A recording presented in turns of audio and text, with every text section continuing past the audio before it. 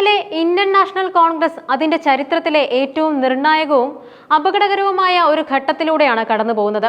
അരനൂറ്റാണ്ടിലേറെയായി പാർട്ടിയെ താങ്ങി നിർത്തിയ AI ഗ്രൂപ്പ് സമവാക്യങ്ങൾ തകർത്തെറിഞ്ഞുകൊണ്ട് AICC general secretary KC Venugopal നടത്തുന്ന നീക്കങ്ങൾ സംസ്ഥാന കോൺഗ്രസ് ഘടനയിൽ ഒരു പ്രകമ്പനം സൃഷ്ടിച്ചിരിക്കുകയാണ്. ഇത് കോൺഗ്രസിന്റെ മാത്രമല്ല, UDF എന്ന രാഷ്ട്രീയ സംവിധാനത്തിന്റെ നെഞ്ചത്ത് തന്നെ ആണിയടിക്കുന്ന ഏർപ്പാടാണെന്നാണ് രാഷ്ട്രീയ നിരീക്ഷകർ ചൂണ്ടിക്കാണിക്കുന്നത്.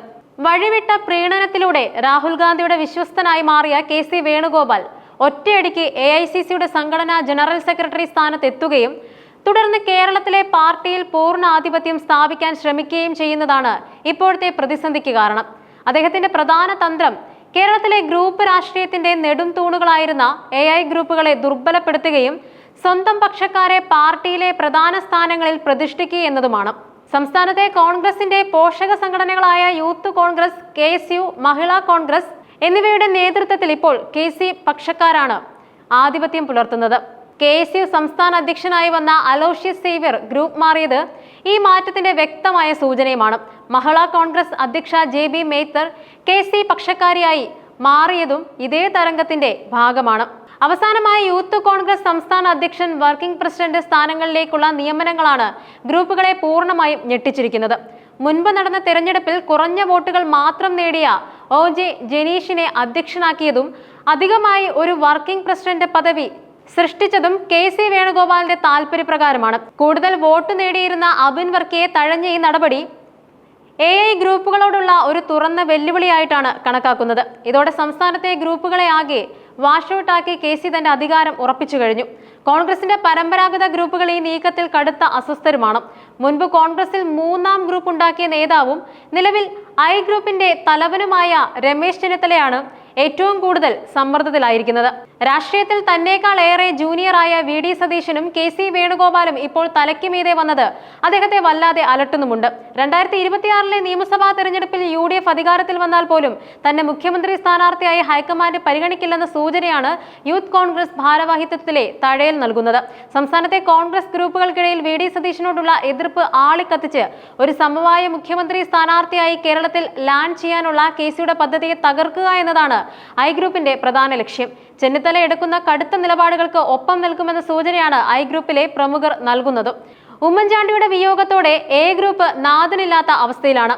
സംഘടനാപരമായി താഴെത്തട്ടിൽ ശക്തമായിരുന്ന ഈ ഗ്രൂപ്പിനെ PC വിഷ്ണുനാഥിനെ പോലുള്ള നേതാക്കൾ നയിക്കാൻ ശ്രമിക്കുന്നുണ്ടെങ്കിലും ഗ്രൂപ്പ് രാഷ്ട്രീയം ദുർബലമായതോടെ പല പ്രധാന നേതാക്കളെയും മറുകണ്ഠം ചാടിക്കാൻ KCക്ക് സാധിച്ചു.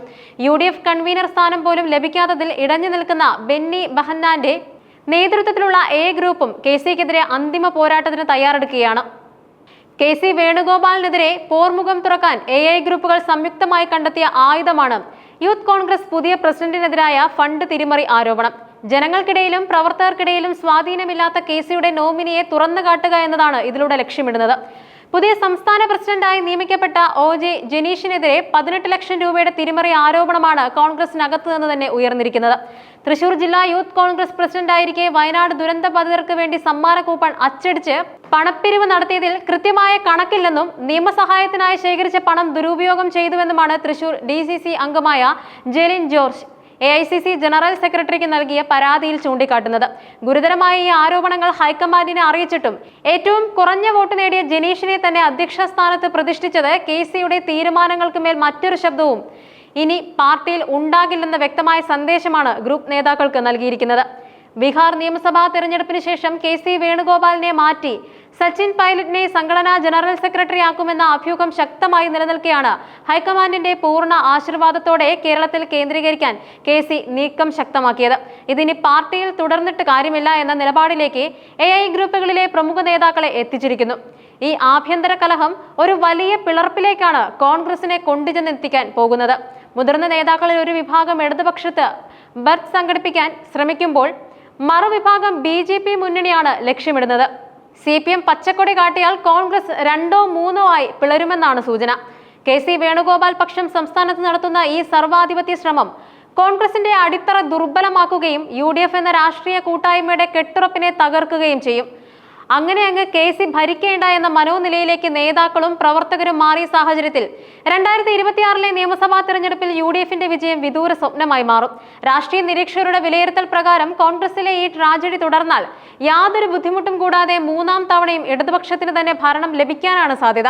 അതോടെ കനത്ത ഭാരം പേറിയ ആഭ്യന്തര കലഹങ്ങളുടെ ദ്വാരങ്ങളിലൂടെ വെള്ളം കയറിയ UDF എന്ന കപ്പൽ ടൈറ്റാനിക്കിനെ പോലെ മുങ്ങുന്ന കാഴ്ച രാഷ്ട്രീയ കേരളത്തിന് കാണേണ്ടതായി വരും.